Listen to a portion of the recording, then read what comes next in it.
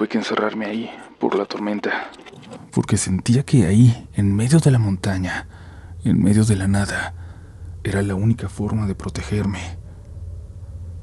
Escuché risas a lo lejos, afuera, y es que se dice que ahí en esa montaña hay brujas, pero de alguna forma lo entendí. En ese momento, entendí por qué se burlaban. Entendí dónde me había ido a meter. Por un segundo tuve la realización. Lo que estaba ahí adentro conmigo era peor que lo que me esperaba afuera.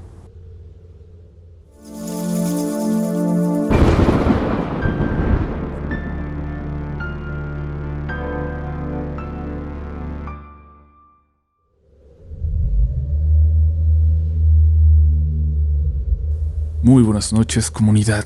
Me da mucho gusto poder recibirles de nueva cuenta aquí, en este espacio, grabando desde una muy tormentosa Ciudad de México, desde este cuarto lleno de libros pero con ventanas muy delgadas, así que si en algún momento la lluvia nos gana, perdonen el que se llegue a escuchar. Para la siguiente historia les voy a pedir que sean pacientes. Es una de esas donde hay que empaparlos primero, donde hay que perderse en el lugar donde sucede, imaginarlo. Una vez que puedan verlo en su cabeza, estarán listos para vivir el terror que se avecina. Recuerden no sugestionarse, por favor, y que escuchen la siguiente historia bajo su propio riesgo. Y en serio, si hay niños o menores de edad que tiendan a asustarse por ahí cerca, por favor, pídanles que se retiren o bien, escuchen después. Les voy a pedir que me hagan caso en eso, es muy importante de verdad, es una historia fuerte y a todos los demás tienen 10 segundos para arrepentirse, para buscar otro podcast, a uno que los tranquilice un poco más, porque entrando no hay marcha atrás. Estás escuchando Relatos de la Noche.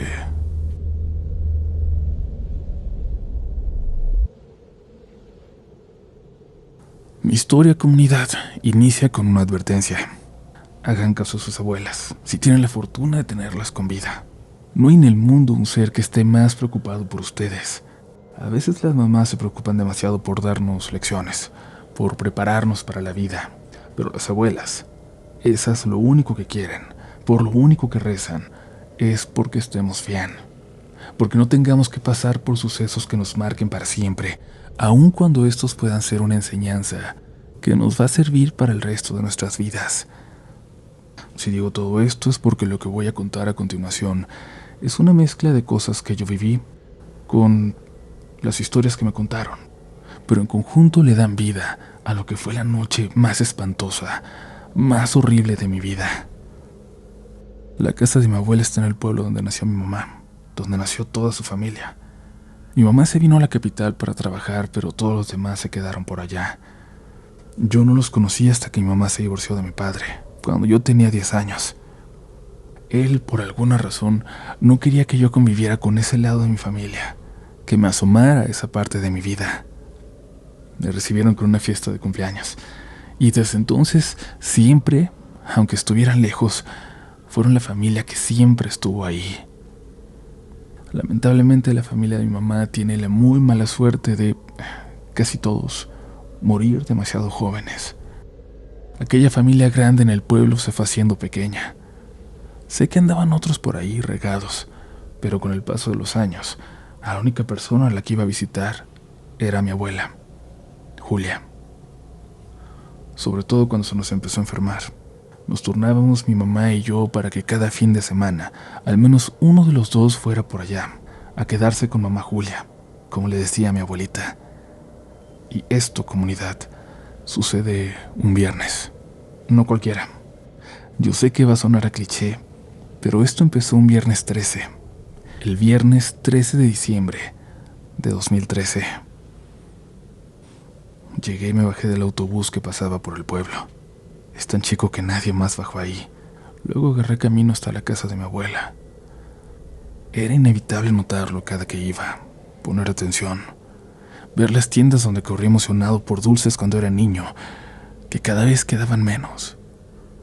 Un Oxxo que de alguna forma sobrevivía ahí, con la poca gente del pueblo, se las había comido a todas. La casa de mi abuela estaba ya casi donde acababa el pueblo, al subir una calle desde donde se veía todo. Todas las luces, cada lámpara en cada calle, cada ventana del lugar.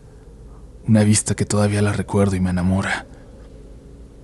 Me encontré a mi abuela afuera, preocupada, mirando hacia el monte, hacia los árboles a unos 100 metros de su casa, donde empezaba la montaña. Primero pensé que estaba regando las plantas, pero luego me di cuenta de que era algo diferente, de que se veía mortificada. Le pregunté qué pasaba y en cuanto me vio me abrazó.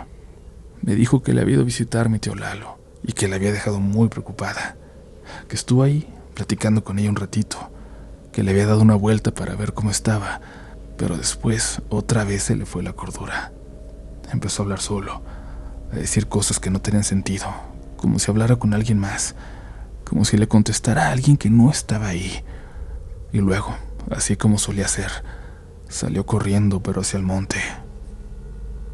Y es que mi tío Lalo, sobrino de mi abuela, el primo más chico de mi mamá, solía pasar por etapas como esta. Se perdía por semanas, se volvía loco, se perdía. A veces se iba a la montaña, a veces se aparecía en otro pueblo. Dicen que una vez lo encontró otro tío, lejos, por la frontera, y se lo llevó de vuelta hasta allá. Mi mamá dice que porque cuando era adolescente se metió muchas drogas. Mi abuela cree que porque su mamá tenía una deuda, una de esas deudas con algo más, y que se la cobraron con la cordura de su muchacho. Mamá Julia creía mucho en las brujas, pero no de la forma en que podemos imaginarlas la mayoría, sino brujas de verdad. Por allá se daba mucho en otros tiempos, de esas señoras que te hacían trabajos, que te ayudaban en la salud, en el amor, en la fortuna. Para todo había solución, para todo mal una respuesta, pero también una deuda, que a veces no te cobraban al momento, pero que nunca, de verdad, nunca se quedaba sin pagar. Mamá Julia no se metía con ellas para nada, y era una cosa más de otros tiempos, de más atrás, porque desde que yo visitaba el lugar, ya no me tocó ver nada, por más que decían que se habían ido para el monte, porque una vez le habían jugado chueco a un presidente municipal y las andaban buscando. Nada, yo nunca vi nada. Y pues, mi abuela siempre creyó que lo de mi tío Lalo, esa locura temporal, era cosa de ellas, cosa de brujas. Entramos a su casa. Me iba a dar algo de cenar porque llegué cansado, pero yo vi a mi abuela, a mi mamá Julia, muy preocupada. No se le quitaba la atención de los ojos y veía que volteaba hacia la ventana que daba al cerro. Me apuré a cenar y le dije que me iba a dar una vuelta a buscar al tío Lalo, que a lo mejor andaba cerca todavía, por ahí atontado entre los árboles. Ella me dijo que no. Me señaló las nubes a lo lejos. No tardaba mucho en llegar una tormenta. Yo le respondí que por eso sería importante encontrar a mi tío pronto. No se fuera a quedar por ahí arriba y algo le pasara. Me preocupaba él, claro, pero sobre todo mamá Julia, porque ya no estaba para esas preocupaciones, porque cada pendiente le ponía mal. Si yo me podía ir a buscarlo, lo iba a hacer. Además, había andado tanto con mis primos en ese monte que ya conocía bien la zona. Tampoco me iba a ir hacia donde ya no me ubicaba. Al final convencí a mi abuela. Me dijo que mi tío llevaba un suéter verde, uno que ella misma le había tejido, y que por favor no me quedara en el monte después de medianoche. Yo le dije que no se preocupara. Pasaban apenas de las 8. En ese momento, yo no creía que me fuera a tardar más de una hora en encontrar a mi tío Lalo. Antes de salir me dijo otra cosa más, una advertencia que sentí, por alguna razón, mucho más seria, justo antes de darme la bendición. Pase lo que pase, mijo, aunque te agarre la tormenta, no te vayas a quedar en la casa de los hermanos Berlanga. Está abandonada, pero no está sola.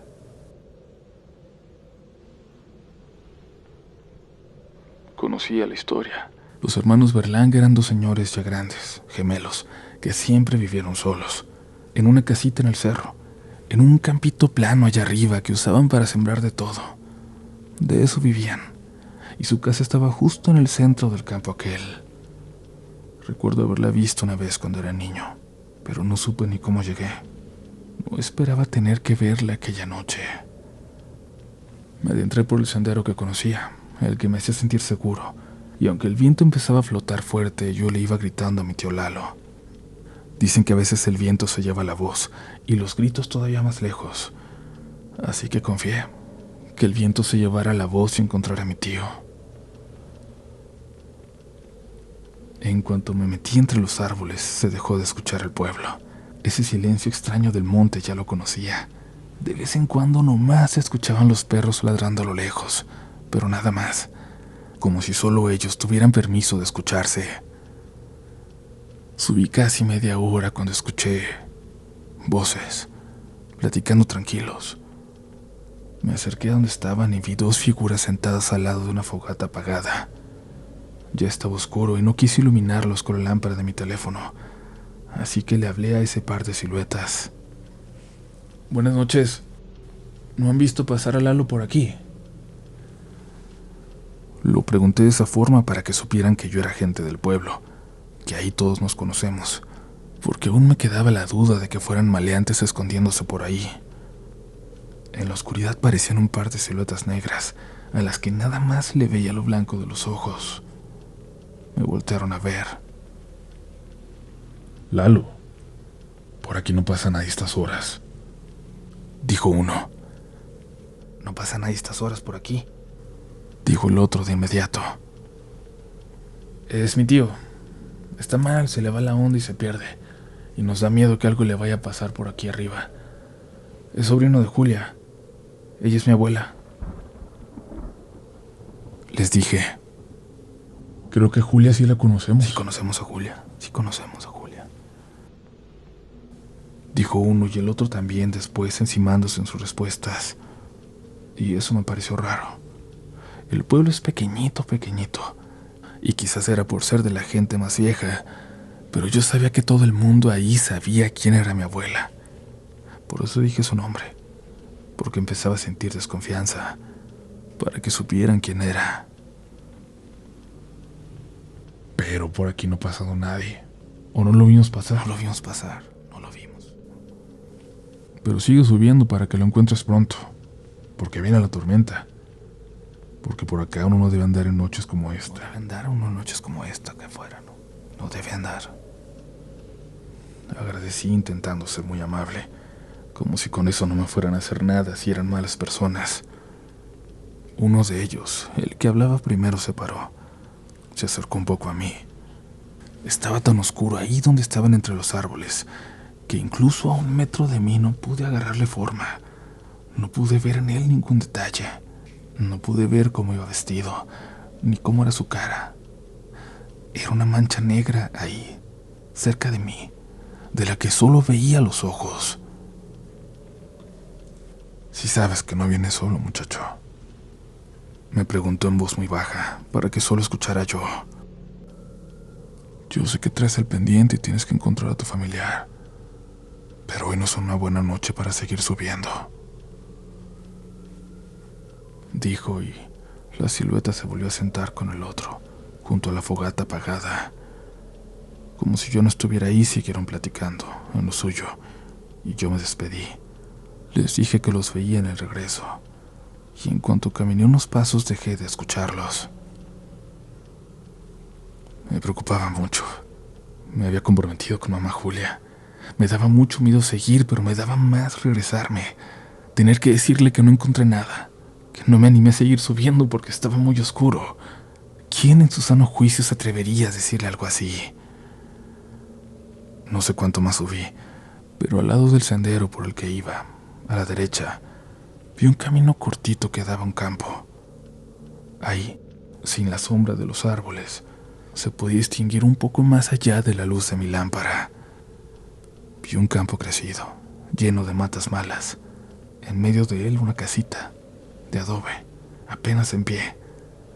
La casa de los hermanos Berlanga. También ahí, sin los árboles sobre mí, pude ver que la tormenta se acercaba y pensé en lo que dijo mamá Julia, en su advertencia. Pero la casita no se veía como un lugar al que siquiera me quisiera acercar. Seguí subiendo, seguí caminando un rato más. Por momentos apagaba la lámpara porque lo último que quería es que se me fuera a acabar la pila. No podía quedarme a oscuras allá arriba, así que tuve que empezar a ahorrar energía. Apagaba la lámpara por largo rato mientras iba gritando. Mis ojos se fueron acostumbrando a la oscuridad. De repente, y no les miento, sentí que hasta veía más cuando la apagaba. Así seguí caminando, subiendo por el sendero que ya no me parecía tan conocido, que ya no ubicaba. Empecé a perder la confianza, prendiendo, caminando un poco viendo el piso frente a mí, iluminando alrededor a ver si veía al tío Lalo por ahí acurrucado, apagando, viéndolo lejos, alrededor, entre la pura oscuridad.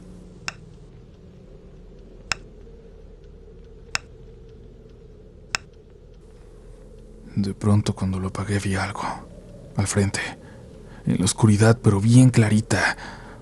Una señora, parada en medio del sendero, hacia donde yo me dirigía. Ya hacía viento, la llovizna se hacía lluvia. La mujer se sostenía su rebozo con una mano cerca de la garganta, sosteniéndolo. No me dejaba verle la cara, aunque a esa distancia y en esa oscuridad, igual hubiera sido imposible. Quise decir buenas noches, pero no pude. Ustedes no han sentido el peligro de cerca, ese que no se ve tan obvio, que se esconde en la normalidad, pero que algo les dice que no deben confiar en alguien. Ese peligro que se siente entre el estómago y el pecho y que simplemente les dice que se alejen de ahí. Algo así sentí yo, algo que no me dejó hablarle.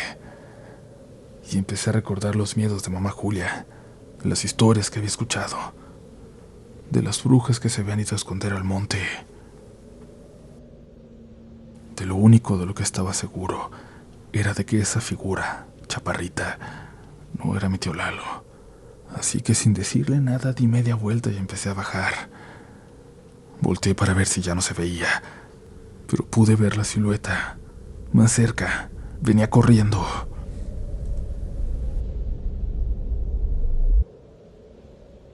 Apagué mi lámpara y empecé a correr hacia abajo en plena oscuridad.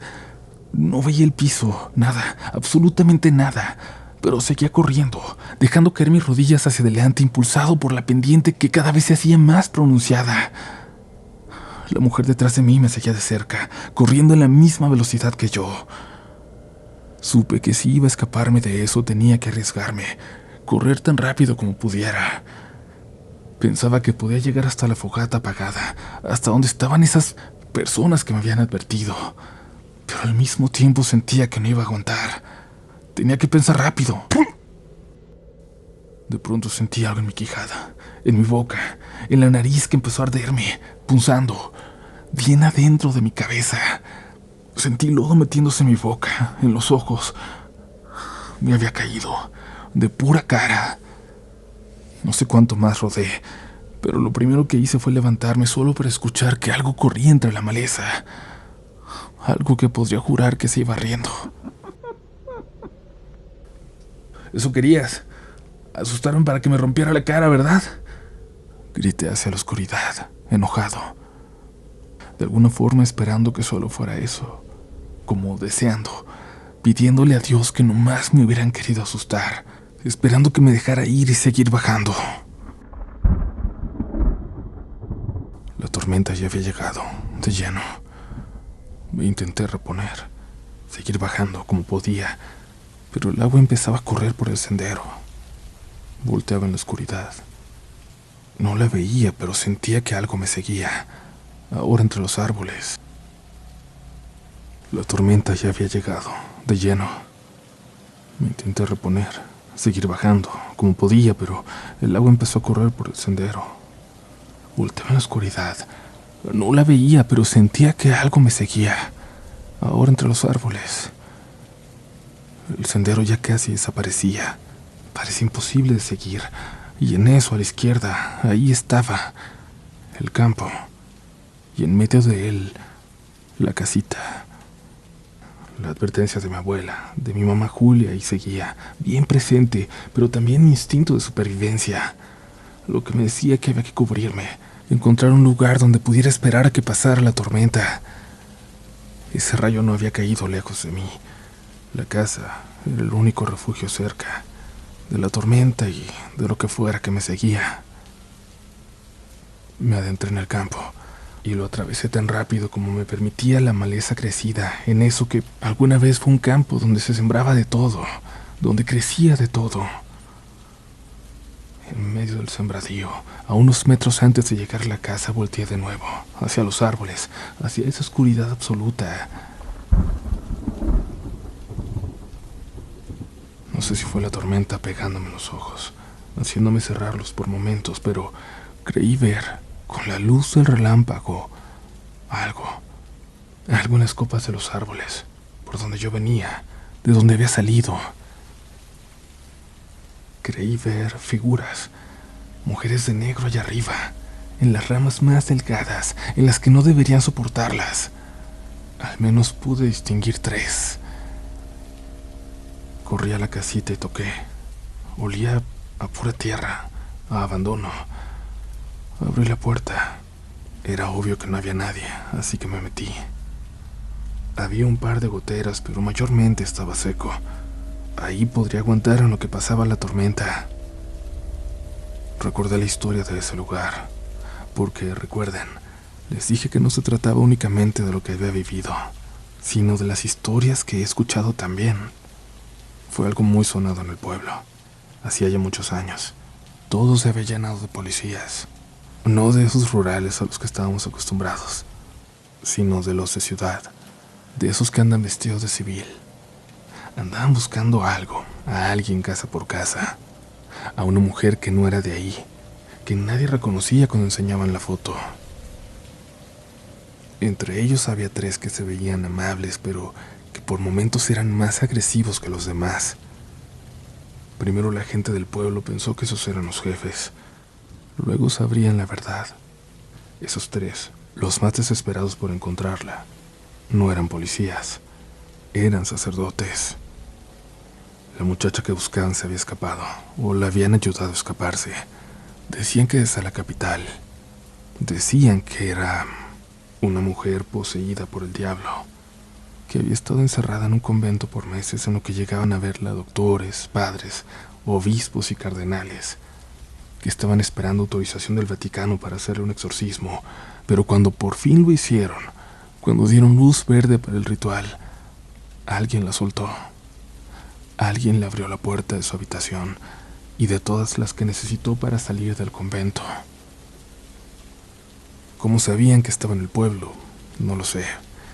De eso no se supo mucho. Solo que la anduvieron buscando días y luego desaparecieron de ahí. Pero nadie en el pueblo les dijo que había una casa más por buscar. Una que ya no estaba precisamente en el pueblo, sino allá arriba, en el monte, en medio de un campo para sembrar.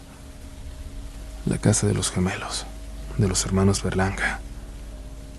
No se sabe si alguien les pidió esconderla, o si ella llegó ahí pidiendo ayuda, pero nadie se acordó de ellos. La gente que subía por leña o a cazar, llegaron a decir que se escuchaban gritos que venían de ahí dentro. Gritos de hombre, de mujer, alguien que decía groserías de forma muy agresiva. También dijeron que los hermanos habían bajado una tarde al pueblo a comprar leche y huevos y artículos de limpieza. Eso le pareció raro al de la tiendita, porque ellos tenían ahí arriba sus animalitos, gallinas, 2 chivas. Era raro que bajaran, más a buscar eso. A veces bajaban a vender algún animalito o a intercambiar. Pasaron unas semanas y se dejaron de escuchar las voces, los gritos. Pero también se dejó de ver a los hermanos trabajando sus tierras. Había frutos listos para ser cosechados que se dejaron echar a perder. Las gallinas desaparecieron. Una de las chivas bajó con hambre y sed y terminó en el pueblo.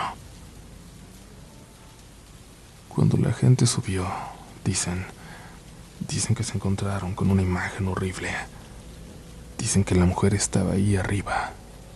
Los hermanos ya no. En cuanto se llamó a la policía, llegaron de nuevo los otros, los que no eran del pueblo. Llegaron los sacerdotes también. Subieron en la noche y para cuando amaneció ya se habían ido, ya se habían llevado todo. Y yo siempre pensé que eso era folclore, leyendas, una explicación interesante para la muerte de 2 señores que murieron de viejos y nada más, para hacerlo todo más lírico, más lindo de contar. Pero en ese momento, ahí dentro, no pude dejar de imaginar que todo era verdad, que ahí donde yo estaba habían tenido escondida a una mujer poseída, pero no podía ser. Ya era suficiente con que unas viejas locas me siguieran por el monte como para tener tanta mala suerte de terminar ahí.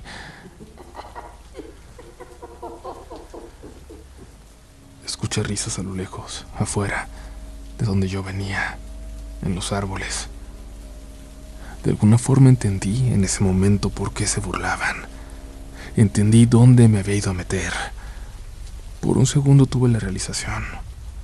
Si realmente no estaba solo, si las historias eran ciertas, si mi abuela tenía razón, lo que estaba ahí adentro conmigo era peor que lo que estaba afuera.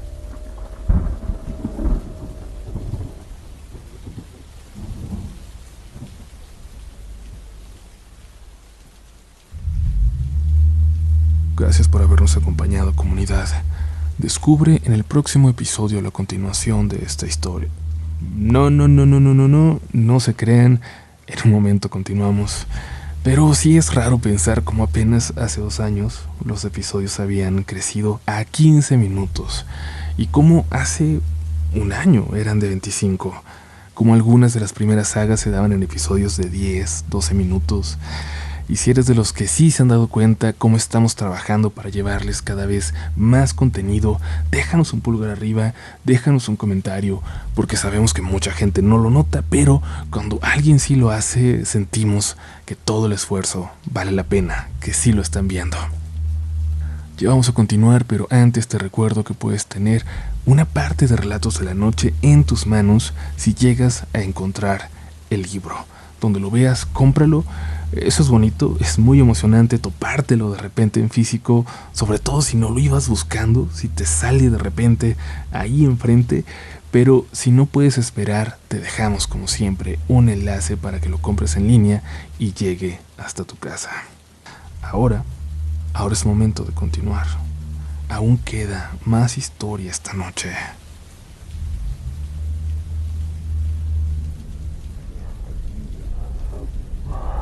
Había 2 cuartos ahí dentro, uno grande y uno pequeño, que creo que era la recámara. La puerta estaba cerrada, pero podía escuchar, si ponía mucha atención, más allá de la tormenta, que había alguien ahí. Está abandonada, pero no está sola. Retumbaban en mi cabeza las palabras de mamá Julia. ¿Dónde había caído? ¿Dónde me había ido a meter? Abrí la puerta con algo de esfuerzo. Una puerta de madera, maciza, muy pesada, como si fuera para afuera, pero ahí en el interior, apenas sostenida de unas bisagras vencidas. No había nadie, nada, solo un olor raro, desagradable que venía de ahí. Había una veladora en el piso. Ya no podía reconocer al santo. Parecía tallada, como si le hubieran querido borrar. Por suerte llevaba encendedor. Aún fumaba en aquel entonces. Y la prendí. Mis cigarros se habían alcanzado a mojar con la caída, pero rescaté uno. Me supo a gloria.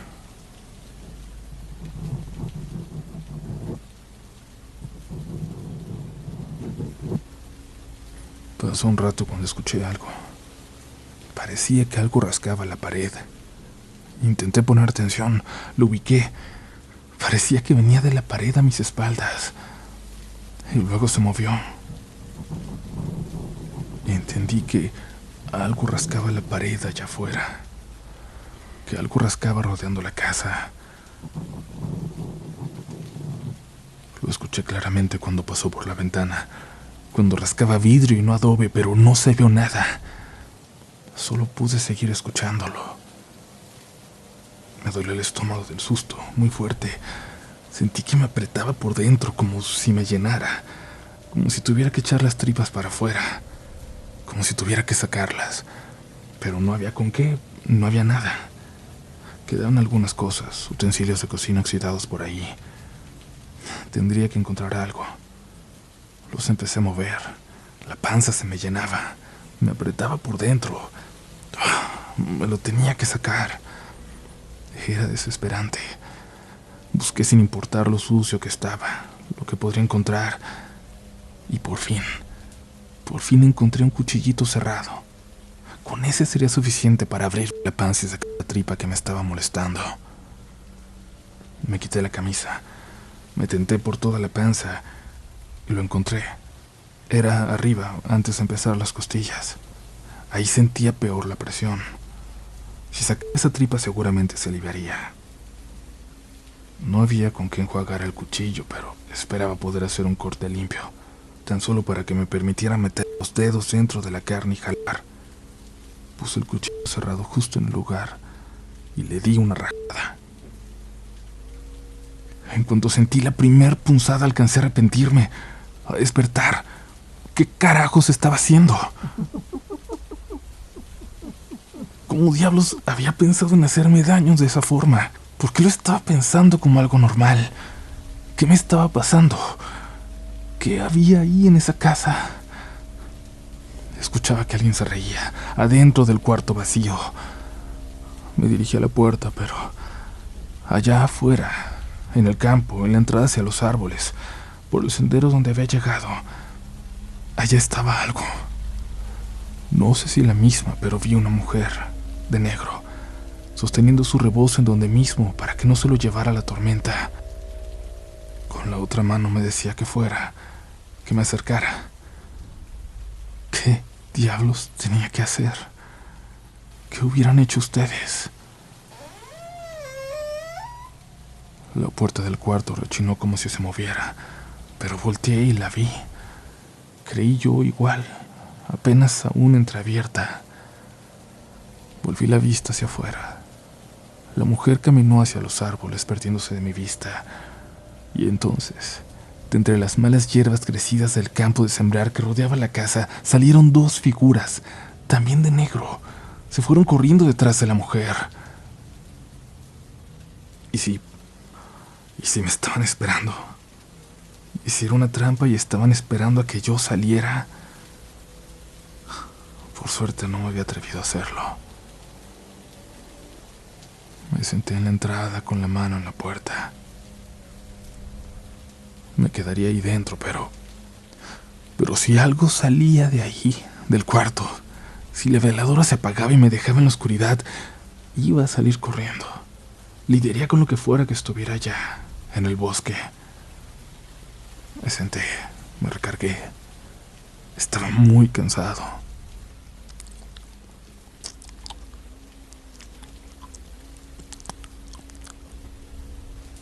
Abrí los ojos. Sin darme cuenta ya me había levantado.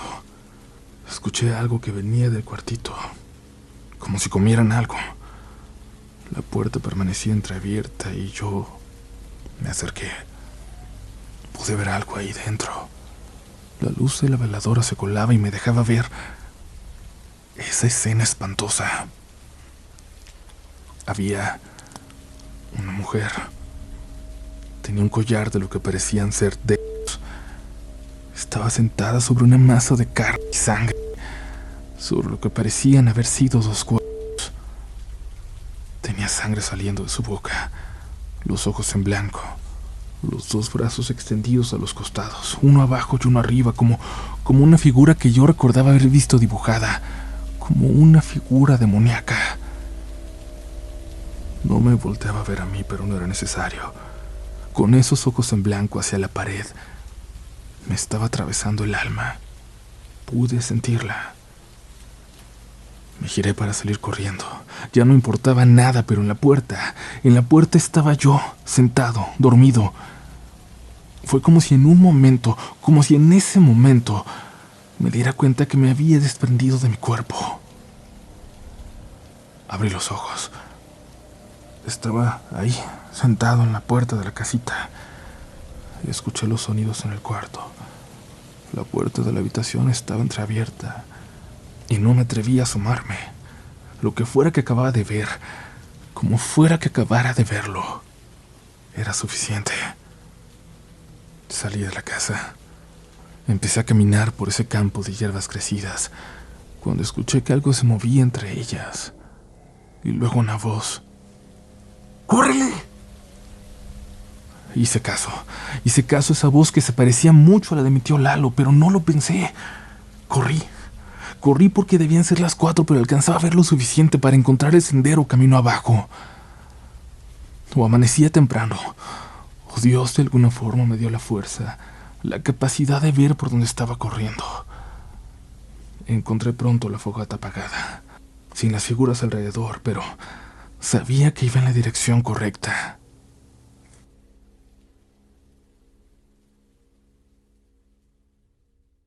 Llegué a casa poquito antes de que amaneciera. Ya no llovía, pero mi abuela estaba rezando, muy cansada. No había podido dormir ni un momento a la espera de que yo volviera. Me dijo que no podía perderme. A mí no. Y me hizo jurarle que no volvería a subir solo al monte. Le dije que sí, que lo prometía y lloré. Por todo. Por ella, por el miedo, por lo que acababa de ver, porque estaba cansado y me dolía todo. Me dolía el alma. Y porque no había podido volver con mi tío Lalo. Y me quedé dormido. Me dormí profundo y desperté cerca de las 2 de la tarde. Cuando mi abuela se fue al mercado, fui a buscar a 2 conocidos del pueblo que aún me quedaban. Les pedí que me acompañaran a subir a la casa de los Berlanga. Tenía que verla, tenía que volver, ver si mi tío estaba ahí. Mientras subíamos me contaron todo lo que sabían de ese lugar, de esa casa. Se decía que encontraron algo horrible allá arriba, cuando subieron los policías a buscar a la mujer. Pero nadie sabía a ciencia cierta qué había sido, qué fue lo que vieron. Solo que casi vuelve locas a las pobres almas que lo presenciaron.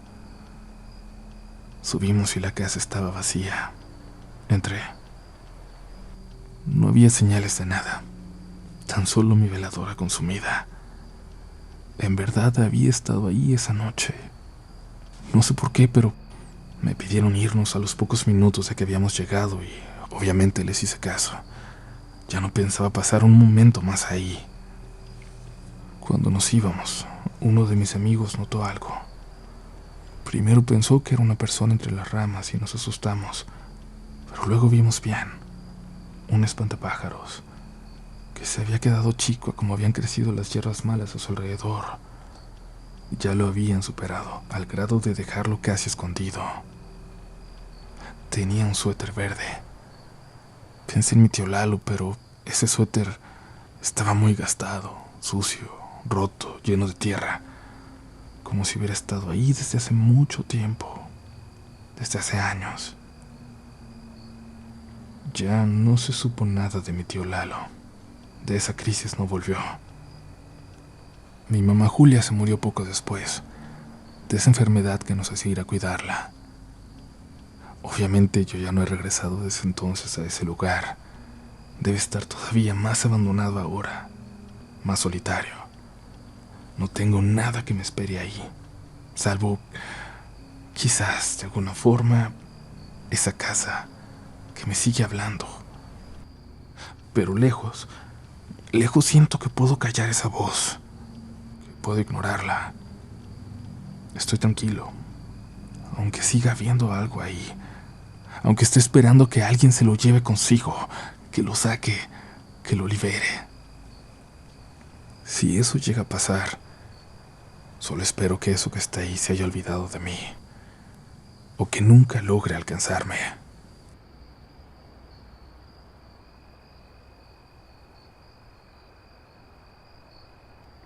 Comunidad Relatos de la Noche, si nos estás escuchando en YouTube, habrás notado que hay bastante censura en este episodio, y es que así tenemos que hacerlo. Tenemos que seguir las normas de la comunidad para que este episodio pueda llegar a toda la gente que regularmente nos escucha, pero si quieres escucharlo sin censura, estará de esa forma en todas las plataformas de podcast.